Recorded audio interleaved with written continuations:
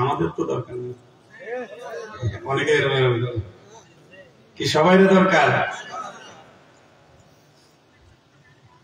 রওজা পাকে সালাম পাঠানোর নিয়তে মহব্বতে সবাই বলি সাল্লাল্লাহু আলাইহি ওয়াসাল্লাম। অনেক ভাইয়েরা আছেন যারা জীবনে মিনিমাম 100টা বয়ান শুনছে, কিন্তু এখনো দাড়ি রাখতে পারেনি। আছে নাকি? 100টা বয়ান শুনছে কিন্তু নামাজ ধরেনি।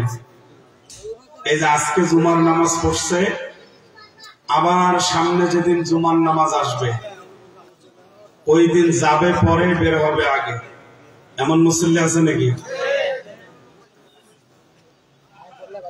এমন মানুষ কি আছে যে মানুষগুলো নেতাকে বেশি ভালোবাসে, বাবা মাকে ভালোবাসতে পারে না? আছে না? নেতার সামনে নমিনেশন পাওয়ার জন্য আটে খেদমত করে, চোখ তুলে কথা বলতে পারে না, আর মাকে এসে কয় বুড়ি বাড়ির থেকে বের হ। আছে নাকি এমন ছাগল? দু একটা, দুই পাওয়ালা ছাগল। যেই মানুষগুলা নেতাকে ভালোবাসে, বাবা মাকে ভালোবাসে না, ওটা কি মানুষ? অনেকে এগুলো শুনলে মন খারাপ করে। আরে আপনার মনটা খারাপ হবে কেন? আল্লাহ এবং নবীর পরে সবচেয়ে দামি মানুষ হলো তোমার বাবা মা। তুমি তোমার বাবা মাকে দেখতে পারো না, তুমি তোমার নেতাকে বেশি ভালোবাসো। তোর নেতাকে ভালোবাসা নিয়ে কবরে যা, তোর বাঁশ কিভাবে দেয় পরে বুঝবি। ভাইরা আমার,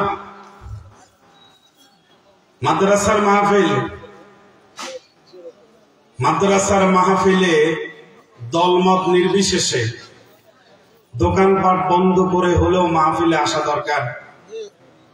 কারণ এই ব্যবসা আমরা কাল থেকে আবারও করতে পারবো, কিন্তু এই মাহফিলটা রাত 12টা 1টার পরে কিন্তু আর পাওয়া যাবে না। প্রত্যেকেরই উচিত নিজের জীবনের পরিবর্তনের জন্য নসিহত শোনা। ভাইরা আমার, আলোচনা হবে মন গড়া নাকি কোরআন হাদিস থেকে? শুনবেন তো ইনশাআল্লাহ? আমার বয়ান শোনার নিয়ম হলো দুইটা।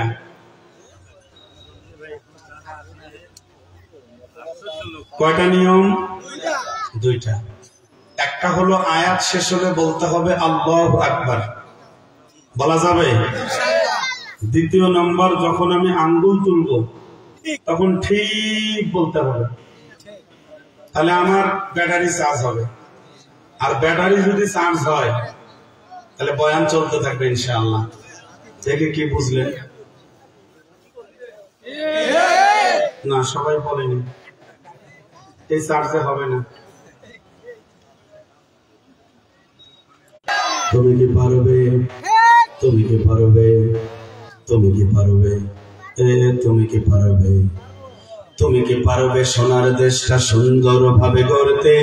তুমি কি পারবে মানুষের তরে জীবন দিয়েই লড়তে? তুমি কি পারবে স্বাধীনতাকে আবার ফিরিয়ে আনতে?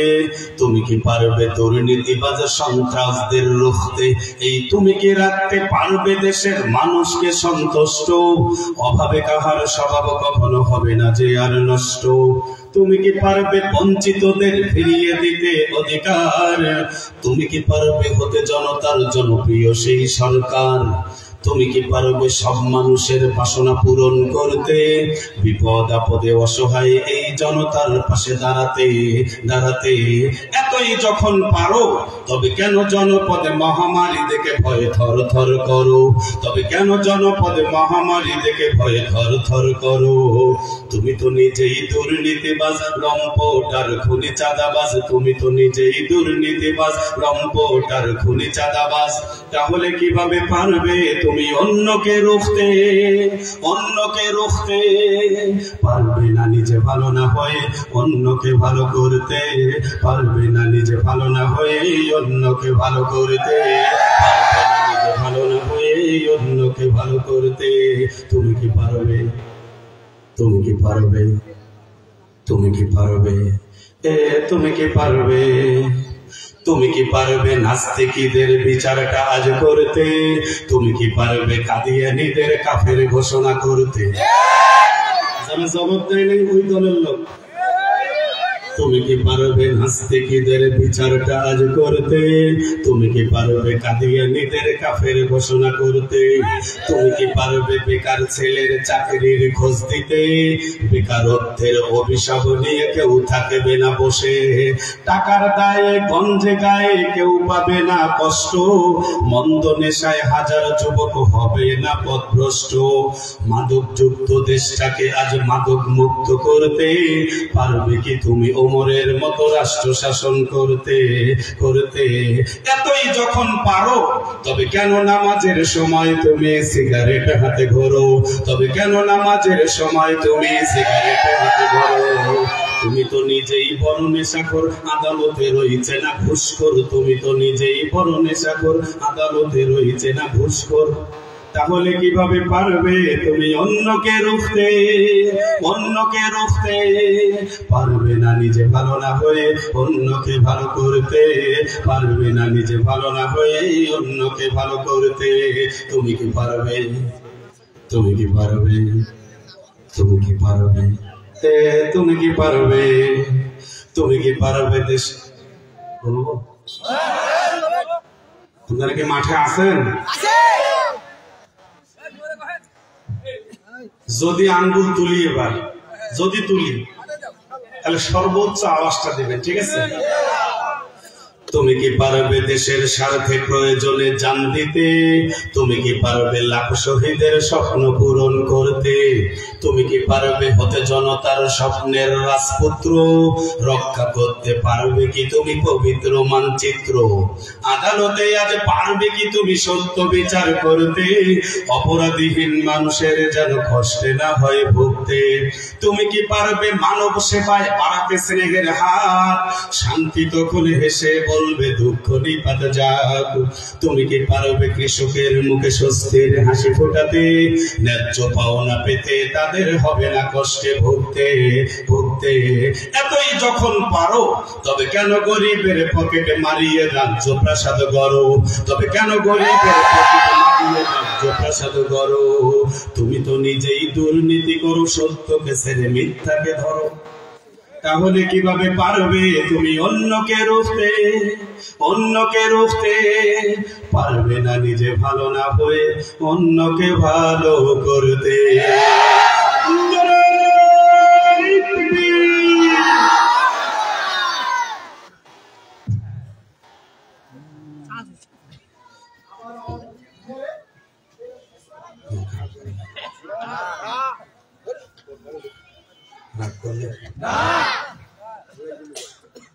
কষ্ট করছেন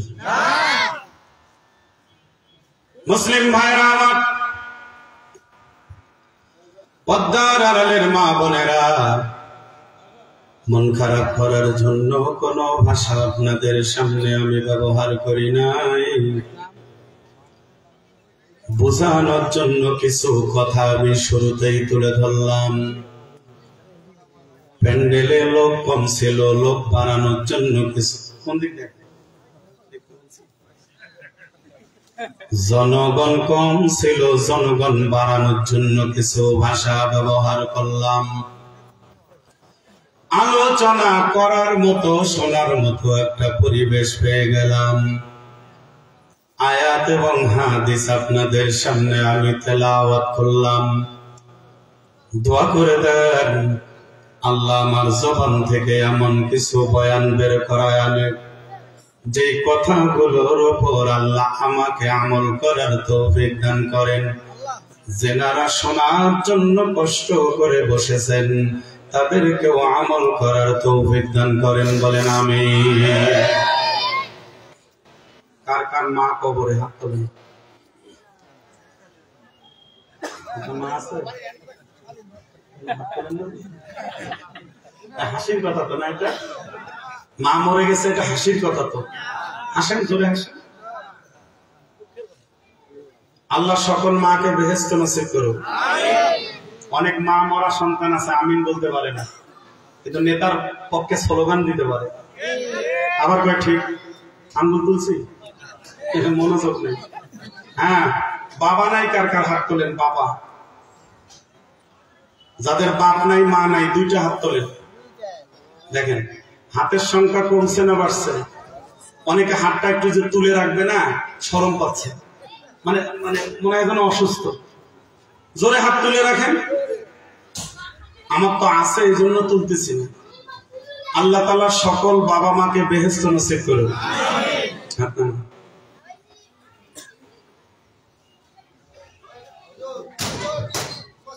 এবার হাত তুলবেন যাদের দাদা নাই, দাদি নাই, নানা নাই, নানি নাই। হাত তোলেন এখন।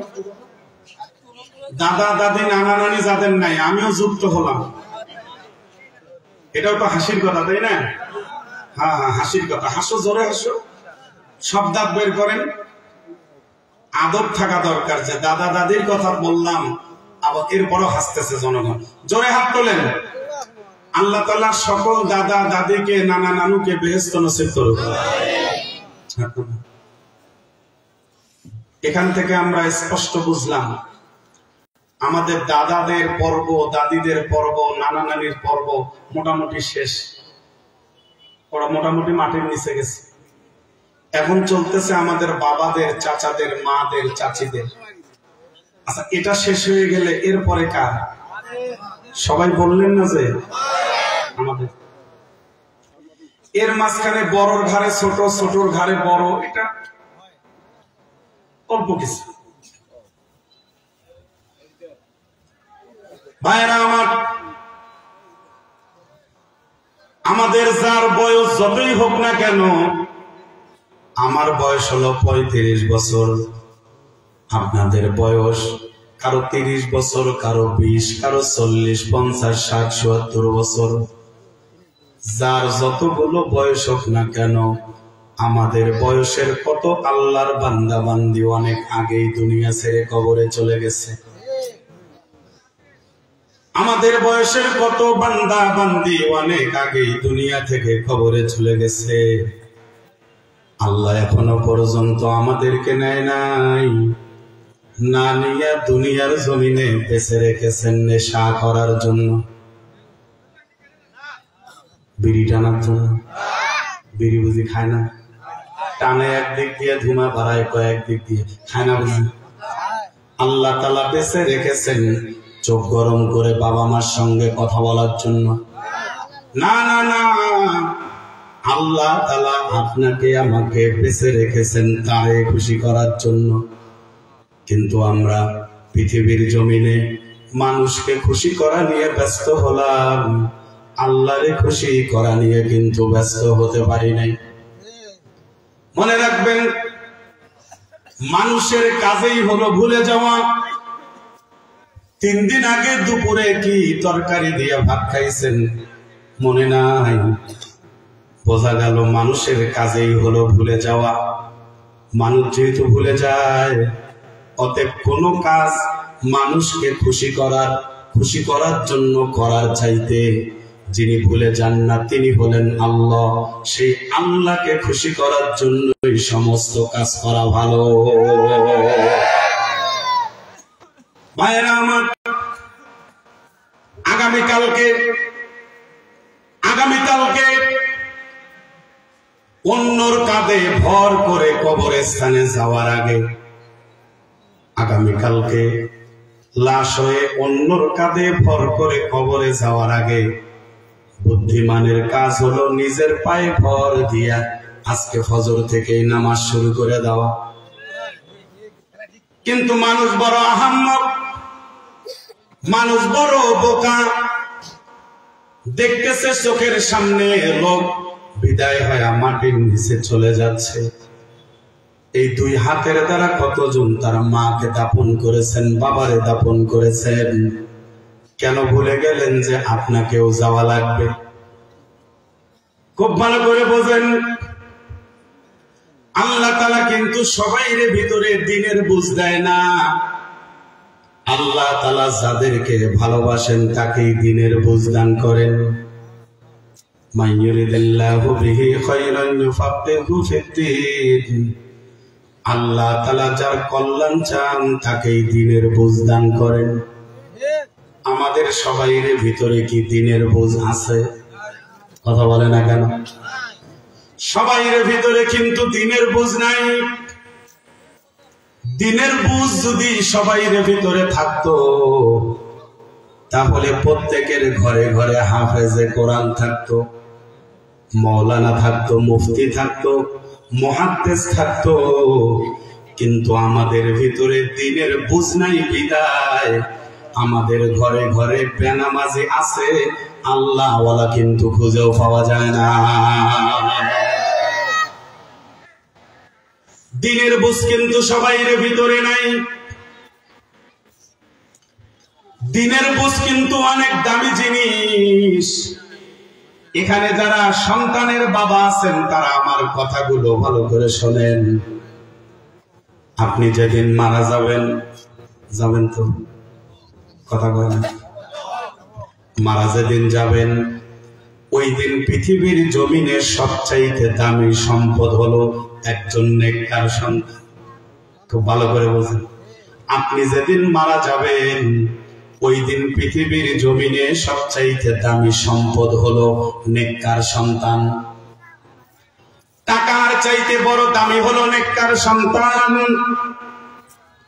নেককার সন্তান তো এখন সমাজে আর খুঁজেই পাওয়া যায় না। ছেলেকে কিভাবে দুনিয়াদার দ্বারা প্রতিষ্ঠিত করা যায় বাবা মা তার পিছনে চেষ্টা করে, কিন্তু সন্তানকে যে দ্বীনি ইলম শিক্ষা দেওয়া লাগবে অনেক বাবা মার ব্রেনের মধ্যে সেই চিন্তাটা পর্যন্ত নাই। এলাকার মুসলমানেরা কথার মধ্যে কিন্তু মনোযোগ কম পাইতেছি। আপনি যেদিন মারা যাবেন ওই দিন আপনার সবচাইতে দামি সম্পদ হলো, অনেক টাকার মালিক হলো, ওই টাকা দিয়ে কিন্তু আপনার কোনো লাভ হবে না।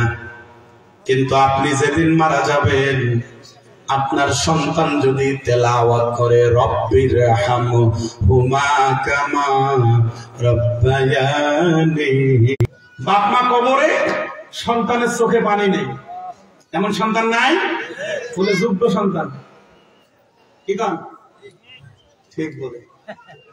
ওরে জ্বালা রে, এটা কি পঞ্চগড় নাকি? পঞ্চগড় না? যারা বাবা মার জন্য চোখের পানি ছেড়ে কাঁদে না এরা যোগ্য সন্তান। আওয়াজ কি বোঝা যায় না ভাই? একটু দেখে আসুন। বোঝা গেলে তো জবাব সবাই দিবে, তাই না? অর্ধেক জবাব দেয়, অর্ধেক দেয় না। বন্ধুগণ আমার, বাবা মার কবরের পাশ দিয়ে হেঁটে যায়, সন্তান কবর দেখলে সালাম দেয় না। বাবা মা কবরে ঘুমায় আছে, সন্তান বাবা মার জন্য দোয়া করে না। মনে রাখবেন দ্বীনের বুঝ কিন্তু সবাইরে নাই। আল্লাহ তাআলা যারে ভালোবাসেন তাকেই দ্বীনের বুঝ দান করেন।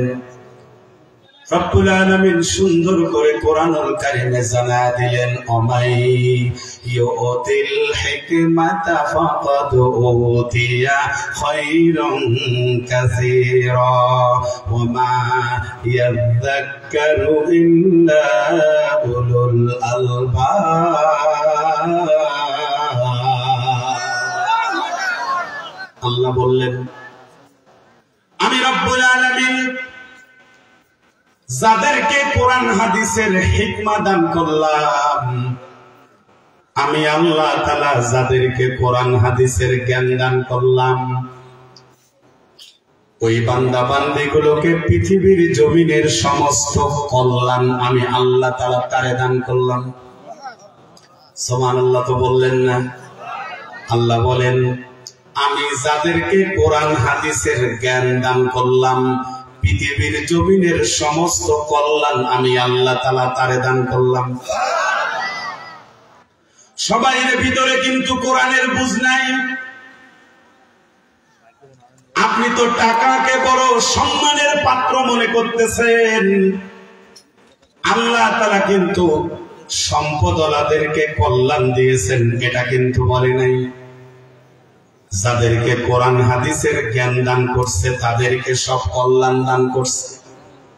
আপনারা বলতে পারেন কোরআন হাদিসের জ্ঞান যাদের আছে তাদের আবার দাম কোথায়, দাম কোথায়? আমি আপনাদেরকে বলি কোরআন হাদিসের জ্ঞান যাদের আছে তাদের দাম নাই কোথায়? আসলে সমস্যাটা হলো আলেমদেরকে চিনতে গেলে এলেম লাগবে।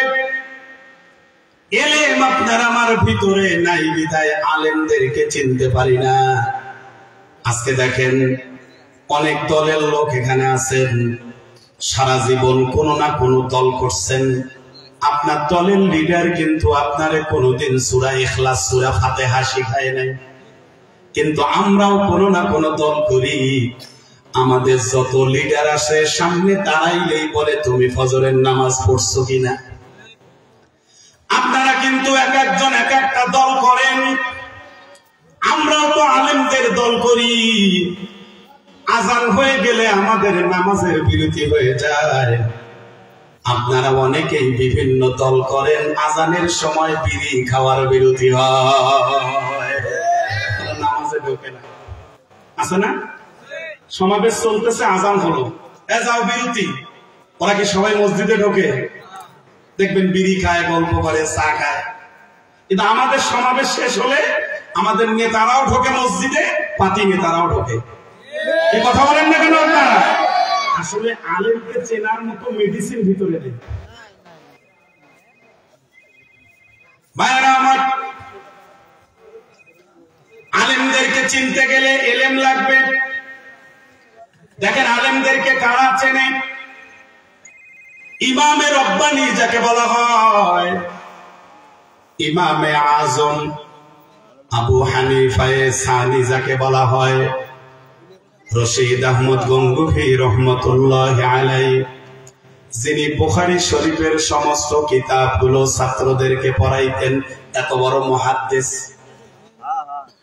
একদিন ছাত্রগুলোকে নিয়ে কিতাব সহকারে গাছের নিচে বাচ্চাগুলোকে পড়াচ্ছিলেন। পড়াইতে পড়াইতে হঠাৎ করে বৃষ্টি শুরু হয়ে গেল।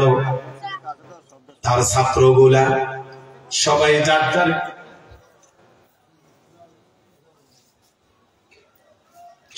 যার যার কিতাবগুলো নিয়ে ঘরের মধ্যে দৌড়ে চলে গেল যাতে কিতাবগুলো না ভেজে। কিন্তু ছাত্রগুলা তাদের জুতাগুলো নিতে পারে নাই। রশিদ আহমদ গঙ্গোহী রহমতুল্লাহি আলাইহি নিজের গায়ের চাদরটা মাটির মধ্যে বিছায়া ছাত্রদের জুতাগুলো কুরে কুরে রুমালের মধ্যে তুলে নিছে। নেওয়ার পরে রুমালটা গাঁটটি বেঁধে দিয়া নিজের ঘাড়ে বহন করে ছাত্রদের জুতাগুলো ঘরে নিয়ে গেল। মনে মনে তার চিন্তা, এই জুতাগুলোর কত দাম, কত দাম, কত দাম। এই জুতাগুলো যে ছাত্ররা ব্যবহার করে তাদের মর্যাদা আল্লাহর কাছে কত বেশি। এত বড় একজন মুহাদ্দিস যিনি তালবে ইলমদেরকে চিনতে পারছে। আর আমরা তো তালবে ইলমদেরকে দেখলে বলি যে ভিক্ষুক আসছে, ভিক্ষা নিবে আসছে, সর দুধ দূর করে ফেলায় দেয়।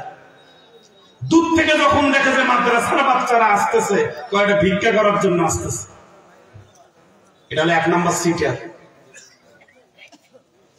একটু আমাদের অভ্যাসের পরিবর্তন করা দরকার। আমরা 100 টাকার চোরকে গাছে বেঁধে পিটাই, আর 1000 টাকার চোরকে আমরা স্যার বলে ডাকি।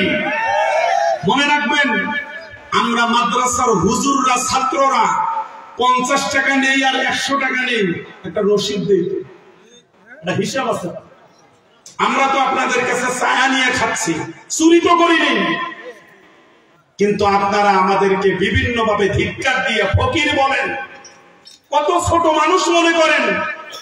অথচ মাদ্রাসার মধ্যে যেই বাচ্চাগুলো লেখাপড়া করে, আল্লাহ তাআলা পুরো দুনিয়াটা যেই জন্য বানাইছে তার 90% কাজ মাদ্রাসাওয়ালারা করে।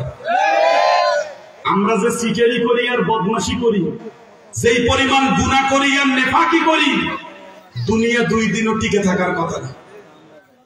আল্লাহ তো মাঝে মাঝে ফেরেশতা পাঠায়, এই ওই এলাকাটা ধ্বংস করে দাও, উল্টা দাও,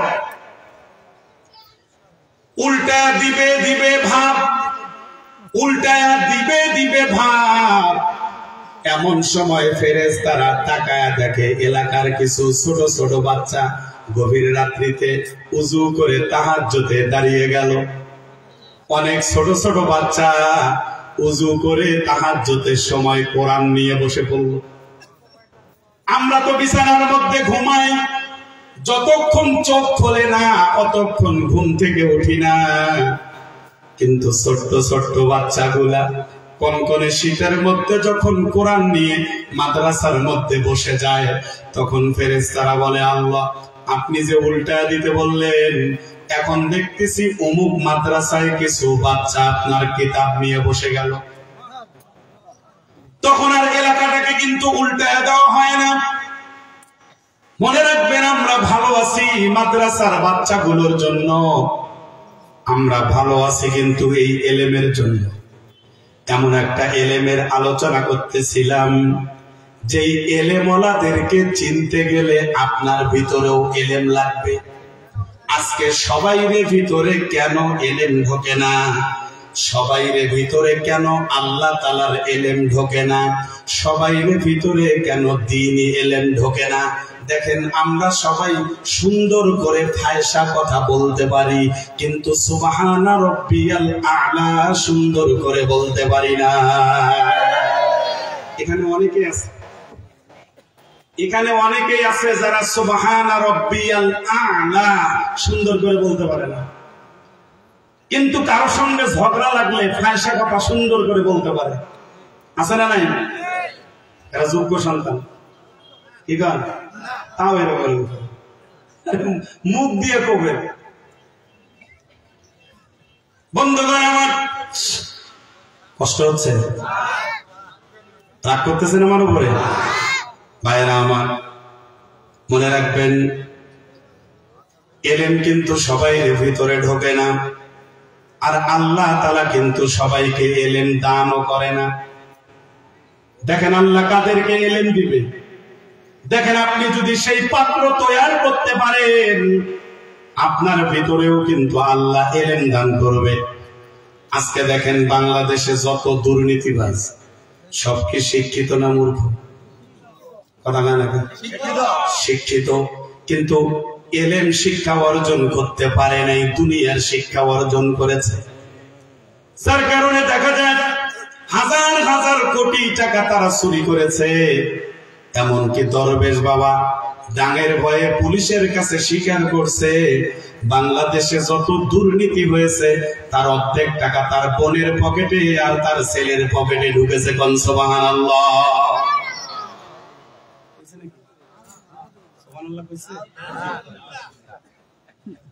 আসলে ভিতরে দ্বীনের বুঝ নাই। দ্বীনের বুঝ যদি থাকতো তাহলে এলেম ভিতরে ঢুকাইতো। ভাইরা আমার, আপনি যদি ঠিকভাবে আপনার পাত্রটাকে তৈরি করতে পারেন, আল্লাহ আপনাকেও এলেম দান করবে। দেখেন আল্লাহ কি বলে, রব্বুল আলামিন বলেন, ওয়াল্লাযীনা উতুল ইলমা দারাজাত, যাদেরকে এলেম দান করা হবে তাদের মর্যাদাও বৃদ্ধি করা হবে। সুবহানাল্লাহ বলেন।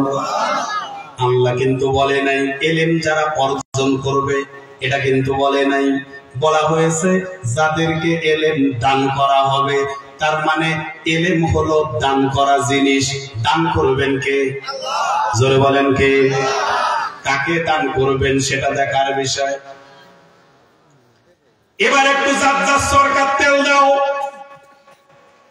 আরে হুজুর কথা বলার আগেই হুজুরকে বলে দেয় এটা বলা যাবে না, ওটা বলা যাবে না।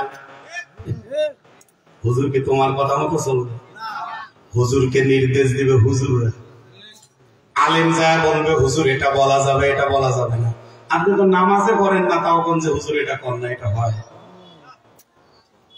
এখন জাজ্জাজ সরকার তেল দাও। দেখেন আপনি খেয়াল করেন, আপনি যদি দোকানে আতর কিনতে যান, যেই বোতলে আতর নেবেন ওই বোতলে যদি দুর্গন্ধ থাকে, তাহলে দোকানওয়ালা বলবে ভাই দুর্গন্ধ শিশির ভিতরে আমি সুগন্ধি আতর দিতে পারবো না। পরিবর্তন করে আনো। তাহলে দুনিয়ার জমিনে সুগন্ধি আতর যদি দুর্গন্ধ বোতলের মধ্যে যদি দোকানওয়ালা না দেয়, তাহলে আল্লাহ তো গুনাহওয়ালা যারা তার ভিতরে কুফরি থাকবে, গুনাহ থাকবে, সেখানে কিন্তু এলেম ঢুকবে না। এবার বলেন, এমন কি আপনারা কোনোদিন দেখেছেন 28 পারা মুখস্থ করছে, 2 পারার কারণে আর হাফেজ হতে পারেনি? এমন কি দেখছেন কোনোদিন? শোনেনও নাই? 2 বছর পড়লে মাওলানা হয়তো, ওই 2 বছর আর পরে নেই। এমন কি দেখছেন আপনারা? আচ্ছা, এমনও কি দেখছেন যে ভালো হাফেজ হয়েছে কিন্তু পরবর্তীতে হেফজ ভুলে আবার আগের মতো হয়ে গেছে? এরকম নাই? ভালো মাওলানা হয়েছিল কিন্তু আবার ভুলে গিয়ে আগের মতো হয়ে গেছে, এমন দেখেন নাই? এবার দেখেন ভাইরা আমার, 28 পারা মুখস্থ করেছে, 2 পারার কারণে হাফেজ হতে পারে নাই। ভালো হাফেজ হলো, আলিম হলো, কিন্তু আবার ভুলে গিয়ে আগের মতো হয়ে গেল। কারণটা হলো যে যত গুনাহ করবে এলেম তার কাছ থেকে তত দূরে সরে যাবে। আপনি যখন গুনাহ করবেন না তখন ভিতরে এলেম ঢুকবে, আবার যখন গুনাহ করবেন তখন ভিতর থেকে এলেম বের হয়ে গুনাহ স্থান করে নেবে। গুনাহ যেখানে থাকবে এলেম সেখানে থাকবে না। এখানে যারা বাবা আছেন, যারা হাফেজের বাবা হতে চান, আপনাকেও গুনাহ ছাড়া লাগবে, সন্তানকেও গুনাহ ছাড়াইতে হবে। এবার খেয়াল করেন বাবাজিরা, সবাই কিন্তু চায় আমি যদি মারা যাই আমার সন্তান যাতে আমার জানাজাটা পড়াইতে পারে, চায় না? দেখেন, আপনি লাশ, আপনার ছেলে ইমাম, কি ভালো ভালো দেখা যায়? মানে আপনি লাশ, আপনার ছেলে ইমাম, মানে আপনার লাশের ইমামতি করবে আপনার ছেলে, এটা ভালো না খারাপ? এরকম যোগ্যতা কয়জনের আছে?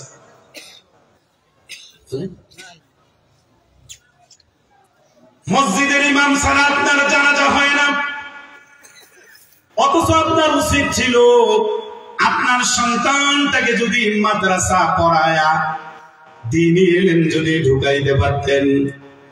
অন্তত একটা সন্তানকে যদি আপনি মাদ্রাসায় পড়ায়া যদি আপনি দ্বীনি ইলম শিক্ষা দিতে পারতেন, ওই বাচ্চাটা কোনো দিকে দৌড়াদৌড়ি করার আগে বাবার পাশে দাঁড়ায়া তেলাওয়াত করত,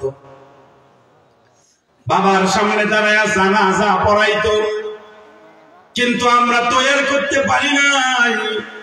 মনে রাখবেন বাবারা, আমাদের সন্তানগুলো কেন হাফেজ মাওলানা হচ্ছে না? এর কারণটা হলো, এবার একটু জবাব দেন, আপনাদের পঞ্চগড়ে যতগুলো চেয়ারম্যান আছে দেখেন তো কয়জনের ঘরে ঘরে হাফেজ আছে? খুব ভালো করে খেয়াল করেন। এই টাকাওয়ালারা, টাকার গরম তো খুব দেখান, টাকার গরম সব জায়গায় চলে না, বুঝলেন? মেতরেরও টাকা আছে, মেতর নাই? ফকিরের টাকা নাই? যারা মুসি মুসি জুতে সিলাই করে টাকা নাই? টাকার গরম দেখাও কেন? টাকার গরম সব জায়গায় চলে না। এই এখন খেয়াল করেন, আসল কথা আসছে। বলেন তো সারা বাংলাদেশে কয়জন মেয়রের ঘরে হাফেজা আছে? কয়জন এমপি মন্ত্রীর ছেলে মেয়ে হাফেজ মাওলানা? খুব ভালো করে খেয়াল করবেন, চেয়ারম্যানদের বাড়িতে কেন হাফেজ নাই, মাওলানা নাই? আজকে দেখেন বাংলাদেশটাকে 53 বছর যারা শাসন না শোষণ, কথা বলবেন না, মানে 53 বছর শাসন করছে না শোষণ করছে? শোষণ। এই তো ঠিক আছে, 53 বছর বাংলাদেশটাকে যারা শোষণ করেছে শাসনের নামে, এরা বাংলাদেশটাকে বারবার বিশ্বের মধ্যে দুর্নীতিতে চ্যাম্পিয়ন বানাইছে। কিন্তু বাংলাদেশে শুধুমাত্র কোরআনের পাখিরা, হাফেজ তাকরিম, হাফেজ জাকারিয়া, হাফেজ নাজমুস সাকিব, বাংলাদেশের সঙ্গে যতগুলো রাষ্ট্রই প্রতিযোগিতা করুক না কেন, কোরআনের পক্ষে বাংলাদেশটাকে 1 নাম্বার করে রেখেছেন মাদ্রাসাওয়ালারা। ঠিক বললেন না তো? কারণ বিড়ি টানা অভ্যাস ঠিক করবেন কেন? বন্ধুগণ আমার, হাফেজ তাকরিম, হাফেজ জাকারিয়া, হাফেজ নাজমুস সাকিব, এরা তো মন্ত্রী ছিল। হ্যাঁ, ওদের আব্বা এমপি ছিল। এই কথা কয় লাগে ছিল নাকি? হাফেজ তাকরিম, জাকারিয়া, নাজমুস সাকিব এরা হলো গরিবের সন্তান। আপনি দেখবেন যারা মাদ্রাসায় পড়ে ঠিকভাবে একটা পাঞ্জাবি বানাইতে পারে না, ঠিকভাবে একটু খাইতে পারে না। দেখবেন গরিবের ঘরে ঘরে সুন্দর সুন্দর হাফেজ মাওলানা তৈরি হয়, কিন্তু মন্ত্রী, এমপি, চেয়ারম্যানদের, মেয়রদের ঘরে ঘরে কেন হাফেজ হয় না? একটাই কারণ হলো, যাদের কামাইয়ের মধ্যে হারাম কামাই, এদের ঘরে কখনো আল্লাহওয়ালা তৈরি হয় না। এই টাকাওয়ালা যারা, আপনার ছেলে হাফেজ মাওলানা হয় না কেন? ওই কামাইয়ের মধ্যে ভেজাল। এই জন্য চাইলেও আপনার ছেলেটা হাফেজ হইতে পারে না। আরে কতজন আমাদেরকে বলে, হুজুর কয় টাকা লাগে লাগুক, আমার ছেলেকে একটু যদি পাগড়ি পরায় দিতে, মানে আমি যেন বলতে পারি হাফেজের বাবা। তোরে সিটের চিন্তা করছেন, কয় টাকা দিয়ে হেফজো কিনতে গেছে। ভাইরা আমার, কষ্ট হচ্ছে আপনাদের। আজকে বাংলাদেশে যত সমস্যা, এর একটাই কারণ হলো এলেম ভিতরে নেই, এলেম ভিতরে নেই।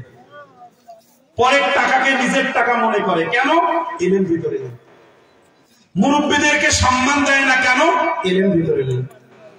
বাবা মার সঙ্গে সন্তানের সম্পর্ক খারাপ, কেন?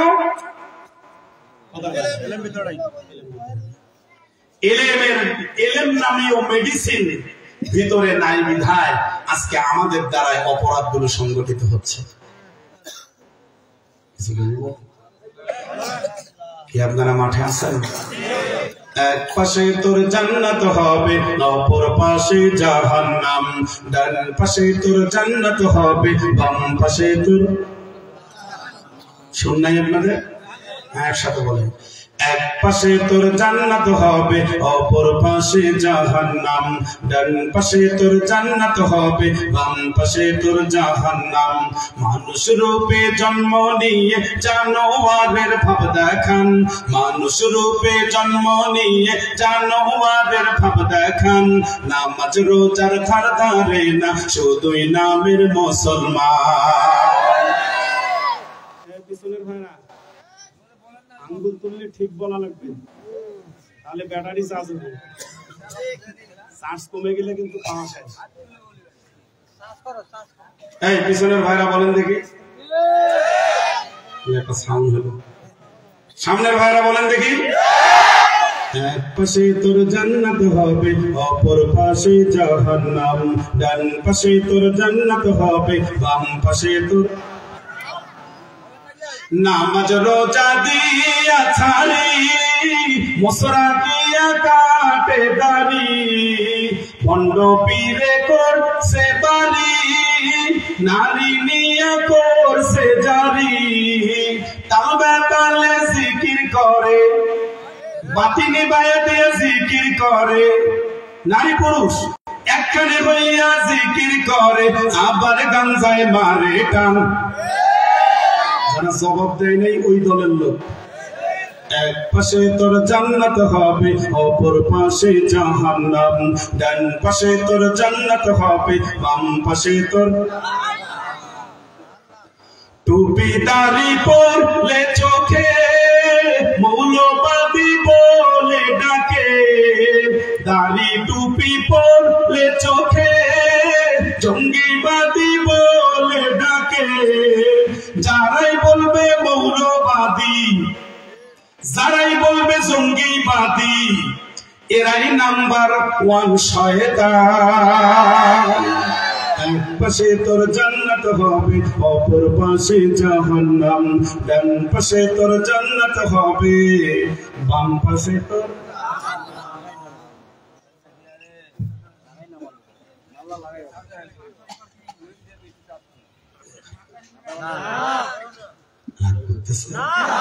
হ্যাঁ, এবার দেখেন, মনে করেন আপনি মরে গেছেন, আপনার মা মারা গেছে, আপনার মায়ের জানাজাটা এই মাঠে হচ্ছে। কোন মাঠে? এই মাঠে। দাড়ি নাই, টুপি নাই, মোচ আছে, শার্ট প্যান্ট পরা, এমন একটা ছেলে ইমামতি করতেছে। আপনি মানবেন তো ইনশাআল্লাহ? কেন মানবেন না? হ্যাঁ, ফতোয়া দেন না কেন? মানে দাড়ি নাই, টুপি নাই, মোচ আছে, শার্ট প্যান্ট পরা, এমন একটা ছেলে আপনার বাবার জানাজার ইমামতি করতেছে, আপনি রাজি? আচ্ছা, যে যে দল করেন সেই দলের প্রধানের দ্বারাই জানাজা পড়াইতে রাজি? দেখেন, সরকার তেল দাও কিন্তু। যে যে দল করেন ওই দলের মূল যে লিডার সে আপনার জানাজা পড়াবে, আপনি রাজি আছেন? আচ্ছা, আপনার জানাজাটা আমাদের মতো হুজুর পড়াবে, কি রাজি আছেন ইনশাআল্লাহ? আপনারা যে দলই করেন ওই দলের লিডাররা আপনার কবরে নামবে, রাজি? কিন্তু আমার মতো দুই বড় না, আমার মা বোনেরা বয়ান শুনে খুব আলহামদুলিল্লাহ। আপনারা একজন আর একজনকে একটু চেপে চেপে বসার মতো সুযোগ করে দেন, আল্লাহ আপনাদেরকে কবুল করব। আচ্ছা, আপনার লাশের খাটলিটা 4-5 জন আলেমে নিয়ে যাচ্ছে, বলেন তো কেমন দেখা যায়? আপনারা যে আলেমদেরকে দেখতে পান না, আলেমদেরকে তো সহ্য করেন না। এবার একটু জবাব দেন তো, আলেমরা আপনাদের শত্রু না বন্ধু? সবাই বলেন নাই কিন্তু, শত্রু না বন্ধু? এই যে করোনার সময় বাপ যদি জ্বরে মারা গেছে, সন্তান নিজেও জানাজায় যায় না। মা যদি কাশে মারা গেছে, সন্তান আর জানাজায় যায় নাই। আপনার লাশটা যাতে কুত্তায় না খায়, আপনার লাশটা, আপনার বাবার লাশটা যাতে কোনো জানোয়ারে না খায়, আপনার বাবার লাশটা যাতে গোসল করে সুন্নতি তরিকায় কাপনের কাপড় পরে জানাজা পরে যাতে শেষ বিদায়টা কবরে দেওয়া যায়, এটা কোন দলের লোক চিন্তা করে নাই, শুধুমাত্র আলেমরা করেছে। আলেমরা আপনাদের দুশ্মন না তো, আলেমরা আপনাদের বন্ধু, কিন্তু চিনতে পারেন নাই। আলেমকে চেনার জন্য যে মেডিসিন গুলো, এগুলো তো নাই রে ভাই, খালি টাকার গরম। ভাইরা আমার, কষ্ট হচ্ছে মনে হয়? আপনারা যারা বসেছেন বয়ান শোনার জন্য, অনেকেই ভাবতেছে প্যান্ডেলে বুঝি লোক আসে নাই। যারা ভাবতেছে লোক আসে নাই, ওরা বাদ দিয়ে কিন্তু সবাই এখানে হাজির হয়েছে। আপনি আসলেও আর জায়গা পাবেন না, প্যান্ডেল একেবারেই ভরে গেছে। ও মুসলমান, আলেমদেরকে চিনতে পারি নাই। আলেমদেরকে চিনেছেন রশিদ আহমদ গঙ্গোহী রহমতুল্লাহ আলাইহি। আপনারা খেয়াল করে দেখেন, আপনাদের পাশেই হলো পাকিস্তান। পাকিস্তানের একটা শহর আছে লাহোর শহর, যে লাহোরে একটা শালিমা পার্ক আছে, যেই পার্কের উত্তর পারে হলো বাদশাহ জাহাঙ্গীরের কবর। যেই বাদশাহ জাহাঙ্গীর ভারতবর্ষ শাসন করেছেন, তার শাসন আমলে তার সামনে চোখ তুলে কেউ কথা বলতে পারে নাই। এত বড় একজন শাসকের কবর হলো শালিমা পার্কের দক্ষিণ পারে, আর উত্তর পারে হলো একজন আল্লাহর পাগলের কবর, শাহ আলী হাজবেরি রহমতুল্লাহ আলাইহি। ওই কবরটার মধ্যে সারাদিন হাজারো মানুষ তার কবরে সালাম করে, মুনাজাত করে, চোখের পানি ছেড়ে কাঁদে, কিন্তু বাদশাহ জাহাঙ্গীরের কবরের পাশে কিন্তু কেউ দোয়াও করে না, সালামও দেয় না। আল্লাহ তাআলা, আল্লাহর পাগল যারা, কোরআনের পাগল যারা, তাদের সম্মান আল্লাহ তাআলা দুনিয়াতেও দিছেন, কবরে দিছেন। এই যে কোরআনের পাখি যাকে বলা হতো, তিনি দুনিয়ার জমিনেও রাজত্ব করেছেন, কবরে ঘুমায় আছেন। তার মুনাজাত শুনলে এখনো চোখের পানি ধরে রাখা যায় না। মনে হয় যেন দুনিয়াতেও রাজত্ব করেছেন, কবরের মধ্যেও রাজত্ব চালাচ্ছেন।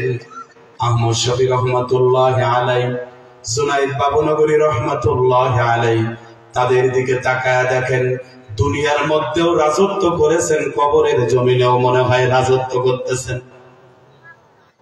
হযরত ফজলুল করিম রহমাতুল্লাহি আলাইহি শাইখে চরমনাই, উনি মনে হয় যেন দুনিয়াতেও রাজত্ব করেছেন, কবরের জমিনেও তাকায় দেখেন হাজার হাজার মানুষ কবরের সামনে দাঁড়িয়ে চোখের পানি ছেড়ে কাঁদে।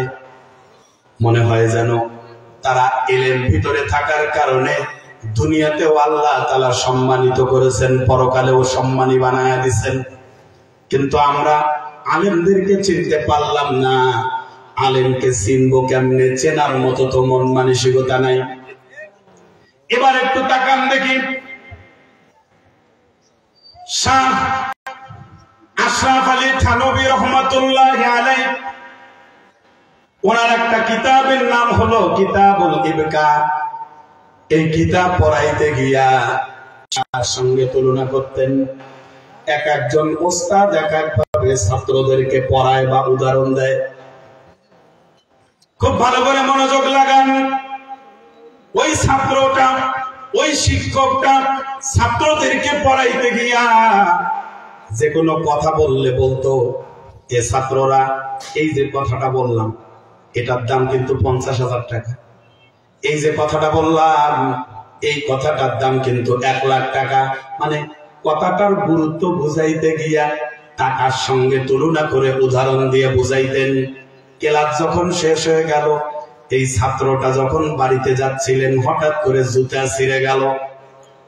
মুসির কাছে সিলাই করে মুসিকে বলতেছে, মুসিরে এই যে কথাটা করে দিলাম এই কথাটার দাম 50,000 টাকা।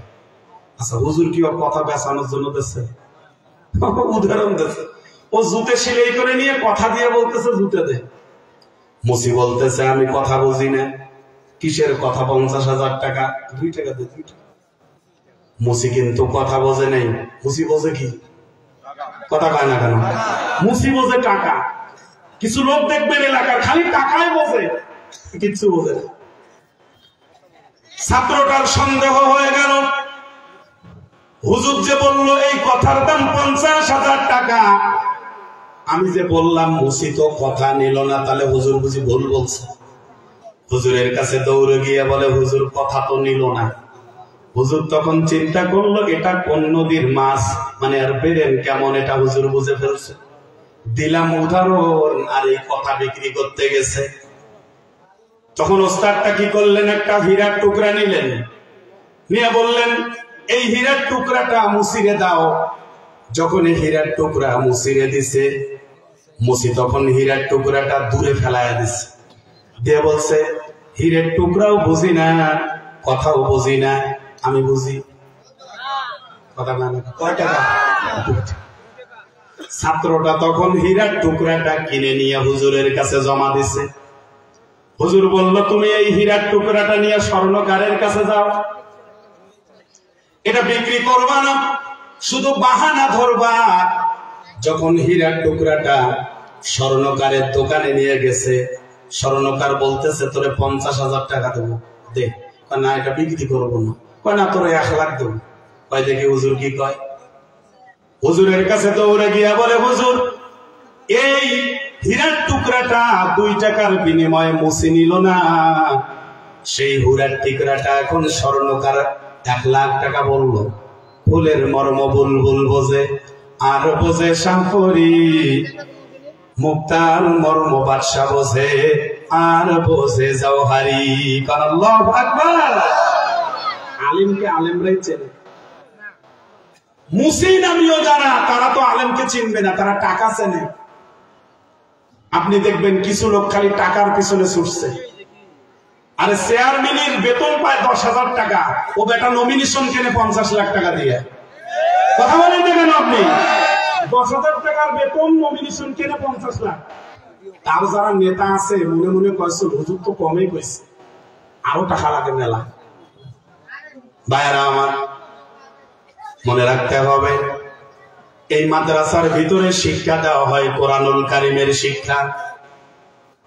এই মাদ্রাসার মধ্যে শিক্ষা দেওয়া হয় বিশ্বনবী সাল্লাল্লাহু আলাইহি ওয়াসাল্লামের কাছে যেই শিক্ষা এসেছে সেই শিক্ষাই কিন্তু শিক্ষা দেওয়া হয়। আমি জানি না কাদের বাচ্চাগুলো এই মাদ্রাসায় পড়ে, কার কার ছেলে মেয়ে এই মাদ্রাসায় পড়ে আমি জানি না। তবে যেই বাচ্চাগুলো মাদ্রাসায় পড়ে ওদেরকে জিজ্ঞেস করে দেখেন, ওরা কিন্তু কিতাবের এলেমগুলো ভেতরে ঢুকাইতেছে। যেই বাচ্চাগুলো মাদ্রাসায় পড়ে দেখবেন কোন মুরব্বী সামনে পড়লেই সালাম দেয়। যেই বাচ্চাগুলো মাদ্রাসায় পড়ে দেখেন যারা সন্তানরে দিচ্ছেন, সন্তান বাড়িতে ঢুকলে গেটের কাছেই সালাম দেওয়া শুরু করে দেয়। স্কুল থেকে পড়ে আসছে ওই বাচ্চাটা কিন্তু সালাম দেয় না, কিন্তু মাদ্রাসার থেকে পড়ে আসছে দেখবেন বাচ্চাটা কিন্তু বাবারই সালাম দেয়, মারেও সালাম দেয়। জনগণ যেই সামনে পড়ে যেই বাচ্চাগুলো সালাম দেয় দেখবেন ওটা মাদ্রাসা শিক্ষায় শিক্ষিত। দেখি ভাইরা আমার, এই শিক্ষাটা কিন্তু অন্য কোন কারো কাছ থেকে আসে নাই। এই শিক্ষাটা স্বয়ং আল্লাহ তাআলা জিবরাইলের মাধ্যমে জাবালে নূর যেটাকে বলা হয়, যারা যারা উমরায় গেছেন, হজে গেছেন, জাবালে নূরে ঢুকছেন কিনা জানি না। আমি জাবালে নূরে গেছিলাম, পাথরগুলো মনে হয় এখনো সাক্ষী দিচ্ছে এখানে নবী বসেছিল। পাথরগুলো এখনো সাক্ষী দিচ্ছে এখানে কোরআন নাজিল হয়েছে। বাহিরে কি গরম, ভিতরে যখন ঢুকলাম মনে হয় যেন এসি ছেড়ে দিছে। মানে কোরআন যে শান্তি, এটা কোরআন নাজিলের জায়গায় যারা ঢুকছেন তারা আমার কথার সঙ্গে মিলে নেবেন। যদি কোনোদিন কষ্ট করে মক্কা মদিনায় যান অবশ্যই জাবালে নূরে ঢুকবেন। আমার মতো যুবকের জাবালে নূরে উঠতে কিন্তু 55 মিনিট সময় লেগেছে। এত উঁচু একটা পাহাড়। আল্লাহ তাআলা সেখানে জিবরাইলকে পাঠায় দিয়ে নবীকে বললেন ইকরা। আপনারা বলেন তো নবী কি পড়তে পারছে? কথা বলেন। আবার বলছেন ইকরা, পড়তে পারছে। আবার বলছেন ইকরা, পড়তে পারছে। সবাই কথা বলেন না কেন? যারা আমার সঙ্গে কথার জবাব দিবে না ওদের ভিতরে কিন্তু কোনো ইলম ঢুকবে না। হুজুরদের কথার সঙ্গে যারা ঠিকভাবে জবাব না দেয় এদের জানাজা কোনো হুজুর পড়াবে না।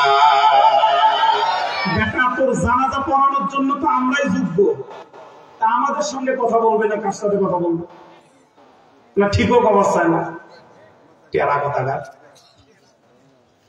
এবার একটু তাকান যুবক ভাইয়েরা, 3 বার যখন বলছে কি করো পড়ো, আল্লাহর পয়গম্বর কিন্তু পড়তে পারে নাই। যখন বলছেন ইকরা বিসমি রব, যখন রবের নামটা যুক্ত করেছে তখন কিন্তু পড়তে পেরেছেন। এই শিক্ষা নীতি থেকে আমরা জানতে পারলাম, এই নিয়ম থেকে আমরা জানতে পারলাম যে শিক্ষা নীতির মধ্যে রবের নাম নাই, আল্লাহর নাম নাই, নবীর নাম নাই, ওই শিক্ষা কোনো মুসলমানের শিক্ষা হতে পারে না। বিগত দিনে যত শিক্ষামন্ত্রী ছিল সব ইসলামের বন্ধু। যত শিক্ষামন্ত্রী ছিল এরা সহকামিতাকে প্রমোট করে, সহকামিতাকে বৈধতা মনে করে, সহকামিতাকে জায়েজ মনে করে। যারা শিক্ষামন্ত্রী ছিল তারা বলতো যে বাংলাদেশে নাকি ব্যাঙ্গের ছাতার মতো মাদ্রাসা গজাইতেছে। কত বড় সিটার! এমন এমন শিক্ষামন্ত্রী বাংলাদেশে হয়েছে যে শিক্ষামন্ত্রীগুলা তারা ট্রান্সজেন্ডারকে প্রমোট করে। মানুষ নাকি বানর থেকে তৈরি। কিছু বলবেন না? নাউজুবিল্লাহ যারা বললেন না অন্তত আউজুবিল্লাহ বলেন। মানুষ নাকি বানর থেকে তৈরি। আচ্ছা, একজন দাঁড়ান তো বানর থেকে তৈরি হয়েছেন, একজন যিনি বানর থেকে তৈরি হয়েছেন একজন দাঁড়ান, দাঁড়াইলে আপনাকে পুরস্কার দেবো এই মোবাইলটা। আছেন কেউ? যার মনে যা লাভ দিয়ে ওঠে তা। আসলে ওরা বানর থেকে তৈরি হয়েছে তো এই জন্য ওরা কয় যে মানুষ বানর থেকে তৈরি। কথা বলেন না কেন? যার মনে যা লাভ দিয়ে ওঠে। আমরা আলহামদুলিল্লাহ আমরা বানর থেকে তৈরি হইনি তো। তবে যারা বানর থেকে তৈরি হয়েছে এরাই শিক্ষানীতির মধ্যে এটা ঢুকেছে। আমি আপনাদেরকে সতর্ক করে দিলাম, যেহেতু বয়ান করার জন্য ডাকছেন, যে শিক্ষানীতির মধ্যে আমাদের নবীর নাম নাই, ওসমান গনি রাদিয়াল্লাহু তাআলা আনহুর জীবনী নাই, আলী রাদিয়াল্লাহু তাআলা আনহুর জীবনী নাই, হযরত ওমর ফারুক রাদিয়াল্লাহু তাআলা আনহুর জীবনী যে শিক্ষানীতির মধ্যে নাই, ওই শিক্ষানীতির সিলেবাস আমরা জানুয়ারিতে আমাদের বাচ্চাদের হাতে তুলে দেব না।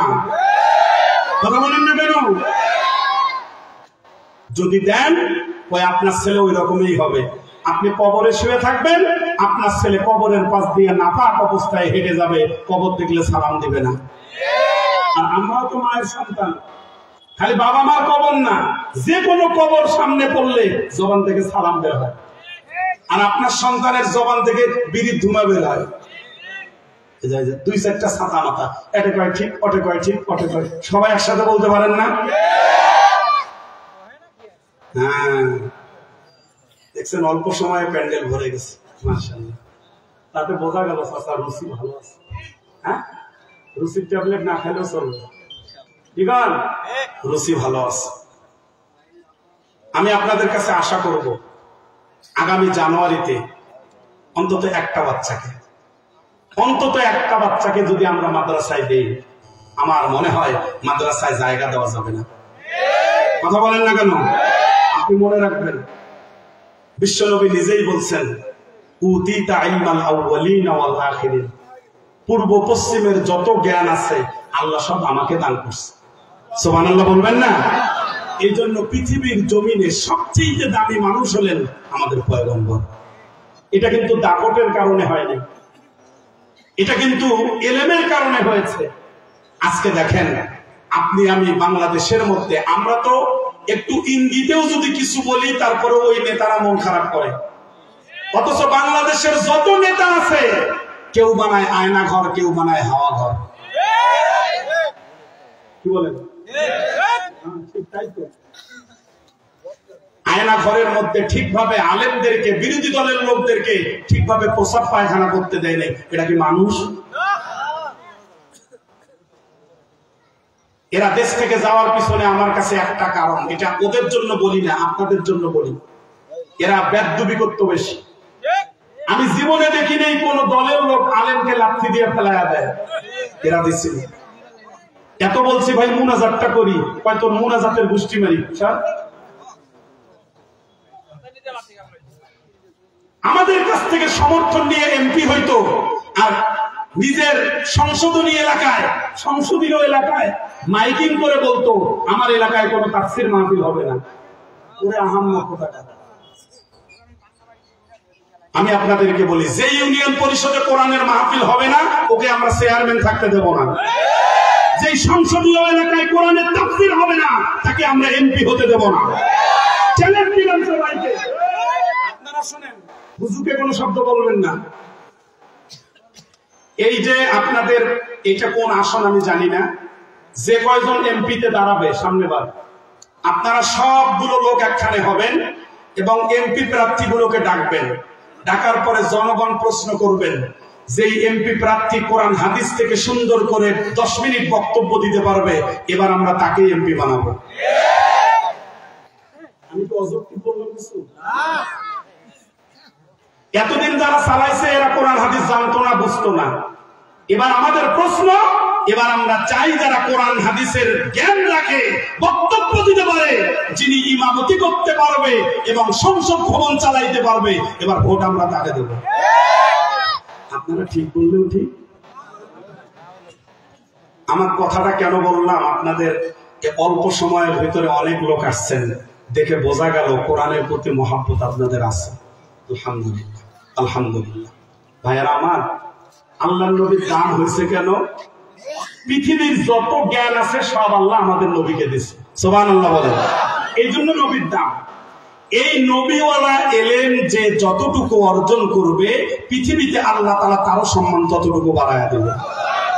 হাল ইয়াস্তাউিল্লাযীনা ইয়ালামুনা ওয়াল্লাযীনা লা ইয়ালামুন। আপনার আমার মালিক বললেন, যারা জানে আর যারা জানে না তারা কি সমান হতে পারে? দেখেন আপনার আমার আল্লাহ আরো কি বলে, হাল ইয়াস্তাউিল আমা ওয়াল বাসীর, যারা চোখে দেখে আর যারা দেখে না তারা কিন্তু সমান হতে পারে না। বন্ধুগণ আমার, পৃথিবীর জমিনে তারাই আপনাদের বন্ধু যারা ইলমের ধারক বাহক। আমরা কিন্তু শত বাধার মাঝেও আপনাদেরকে কিছু নসিহত করার চেষ্টা করি। যখন বয়ানে আসি কতজন কত কি কয়, এরপরেও রিস্ক নিয়ে অনেক কথাই বলতে হয় যাতে ভালো মানুষ হয়ে কবরে যাইতে পারেন। আপনি আমি যাতে ঈমানওয়ালা হয়ে কবরে যেতে পারি, এই জন্য কত কথা রিস্ক নিয়ে বলে ফেলি। এবার একটু তাকান, এবার তাকান, পৃথিবীর জমিনে স্বার্থ আছে ততক্ষণ, বন্ধু আছে ততক্ষণ, টাকা আছে যতক্ষণ, বন্ধু আছে ততক্ষণ, স্বার্থ আছে যতক্ষণ। ভাই আমার, আপনি দেখবেন এখন আপনার ভিতরে রুহু আছে, আপনার ডানে বামে সামনে পিছনে কত বন্ধু আছে। আজকে আপনি মরে যান, আজকেই মরে যান, সবাই পিছনে থাকবে, সামনে শুধু কবর। আপনার সামনে কিন্তু কেউ নেই। এখানে যদি জানাজা হয়, দেখবেন জানাজা শেষেই বলে দিবে লাশের আগে কেউ যাবা না, লাশের আগে কেউ যাবা না। দেখবেন সব লাশের পিছনে, সামনে শুধু তোমার আমার কবর। ভাইরা আমার, ওই কবরে কোনো সাথী নাই, ওই কবরে কোনো বাতি নাই, ওই কবরে কোনো বন্ধু নাই। আরে পৃথিবীর জমিনে তো জিন্দা থাকতেই সন্তান বাবারে দেখতে পারে না। একটু কম বেশি করলে বাবা বলে তুই আমার চোখের সামনে পড়বি না। গর্ভধারণী মাও বলে তুই যেহেতু কথা শুনলি না, আজকে আমার রান্না করা ভাত আমি তোরে খাওয়াবো না। আর পৃথিবীর জমিনে অল্প একটু কম বেশি হইলেই ভাই ভাইরে ভুলে যায়। কিন্তু আল্লাহ তাআলার ওই কবরে যাওয়ার পরে তো জনগণ আমাদের কোনো খোঁজ খবর রাখে না। কত সন্তান বলে আমার বাবা মরে গেল, আমার জন্য কি রেখে গেছে, কি রাখছে আমার বাপ। এই যে যা যা দেখতেছো এগুলো সব আমার কামাই। আমার বাপ মরার সময় আমার জন্য কিছু রেখে যেতে পারে নাই, এমন কথা বলে না, না বলে? দেখবেন অহেতুক টাকা পয়সা নষ্ট করে। বাবা মা মরে গেছে, যদি আমরা বাবা মার জন্য মাদ্রাসার জন্য কিছু টাকা চাই, দেখবেন অনেকে দিতে চায় না। কেন বাবার জন্য দেব? বাবা তো আর এগুলো রেখে যায়নি। ভাইরা আমার, মনে রাখবেন দুনিয়ার সবাই স্বার্থপর। এই জন্য দুনিয়ার জমিনে কোন কাজ মানুষরে খুশি করার চাইতে আল্লাহ তাআলাকে খুশি করার জন্যই করাটা ভালো না খারাপ? মনে রাখবেন। এই মাদ্রাসায় শুনলাম ছাত্র বেশি হওয়ার কারণে আগামী দিনে নাকি হেফজখানা করবেন। আল্লাহ যদি তৌফিক দেয়, নিজের ভাগ্যের পরিবর্তন না করলে আল্লাহ ভাগ্য পরিবর্তন করেন। এই জন্য আমরা নিজের ভাগ্যটা আগে পরিবর্তন করি। আমরা একটা হেফজখানা খুলতে চাই, আপনারা কি বলেন? কথা যে বললেন না, আচ্ছা একটা হেফজখানা খোলা হোক, এটা কে কে চান? তুই হাত তুলে দেখান তো। আলহামদুলিল্লাহ।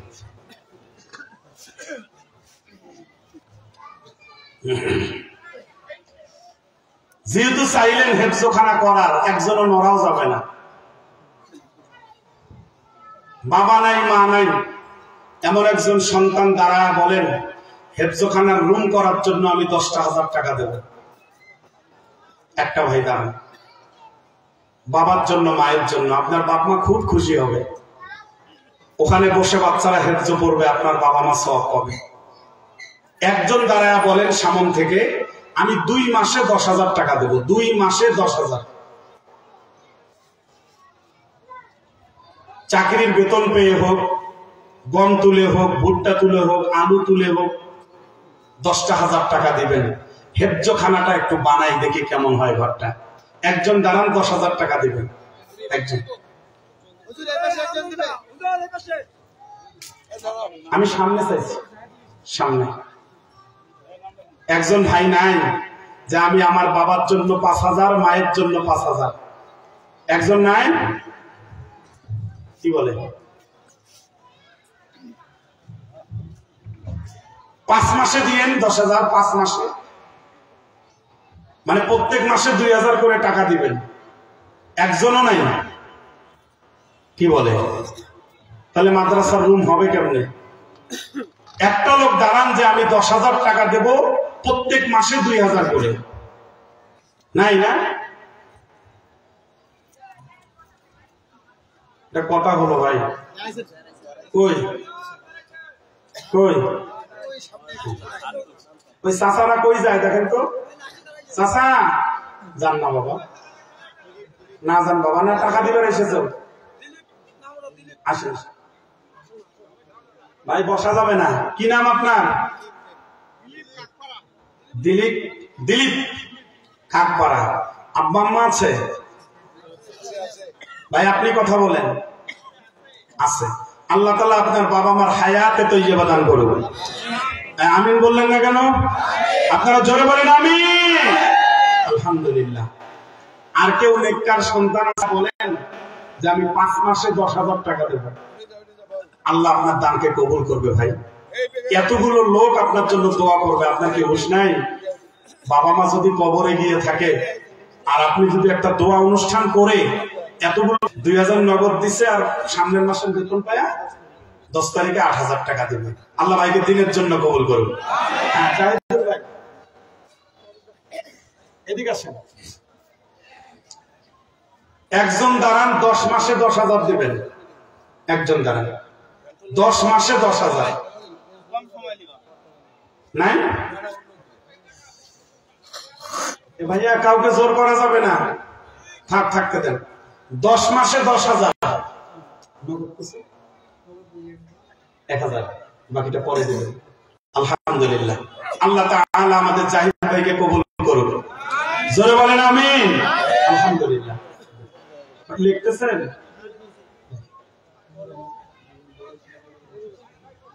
আল্লাহ আপনার ছেলেকে সুস্থতা দান করুন। ভাই আমিন জোরে কর না কেন? মানে টাকাও দিবেন না, আমিনও বলবেন না, এটা কথা। আরেকজন চাইছিলাম 10 মাসে 10,000। এরকম সুযোগ হাতছাড়া করা যায়? কবরে আল্লাহ তাআলা আপনি একজনের মন গলায় দেন, দেখি আল্লাহ তাআলা কার মনটাকে গলায় দেয়। যিনি দাঁড়াবেন আমরা সবাই তার জন্য দোয়া করব, আল্লাহ তাআলা যাতে তার নেক আশাগুলো পূরণ করে দেয়। একজনকে আছেন কই ভাই? কই কই উনি?